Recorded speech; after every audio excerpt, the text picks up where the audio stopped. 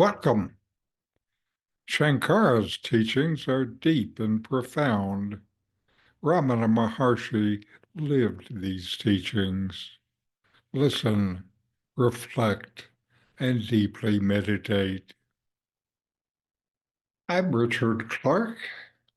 I'm reviewing and commenting on Adi Shankara's Atma Bodha, or self-knowledge. Today is the 6th verse. The world, which is full of attachments, aversions, etc., is like a dream. It appears to be real as long as we stay asleep, but appears to be unreal when one is awake. That is, when true wisdom dawns. This verse from Sri Sankara's Atma Bodha uses the image of a dream to help you see the real nature of the world as it is usually experienced through the mind. The verse tells you that what you call the world, full of people, objects, emotions, attachments, fears, and desires, seems solid and meaningful only when your mind is caught up in the illusion of separateness. It appears real when you are spiritually asleep, unaware of your true nature. But once you wake up, when direct experience and true insight into the self arises, the world no longer holds the same weight. You see it as insubstantial, just as you see a dream upon waking. This doesn't mean the world disappears, but your mistaken belief in its absolute reality drops away. Right now, the mind attaches itself to things it likes, resists what it dislikes, and gets caught in endless struggles.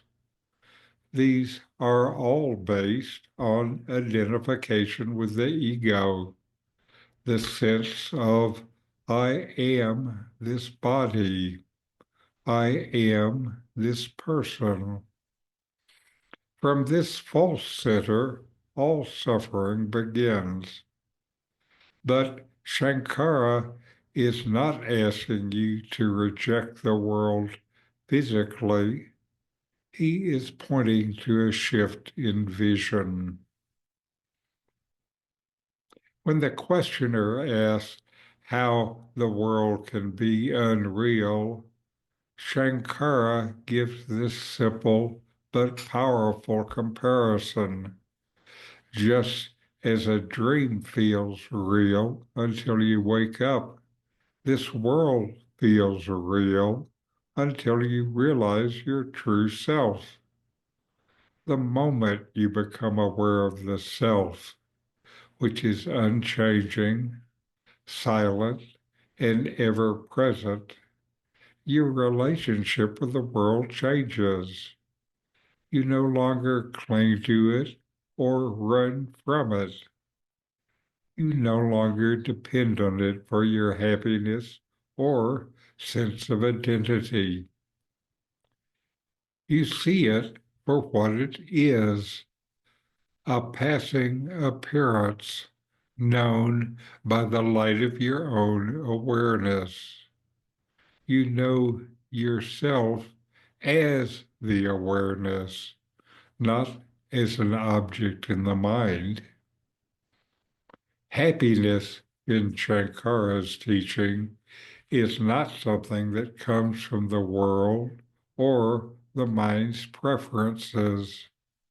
It shines naturally when the false identity drops and the self is recognized. That self is not bound by time, not touched by pleasure or pain, and not disturbed by the mind's ups and downs.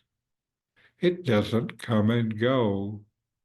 It is what you are. So the real teaching here is not about the world being false in a shallow sense. It's about waking up from a mistaken identity. The world seems real to the ego because the ego takes itself to be real.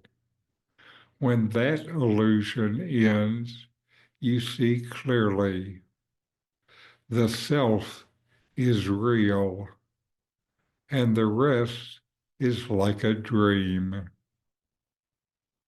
So know yourself and be always free and at peace.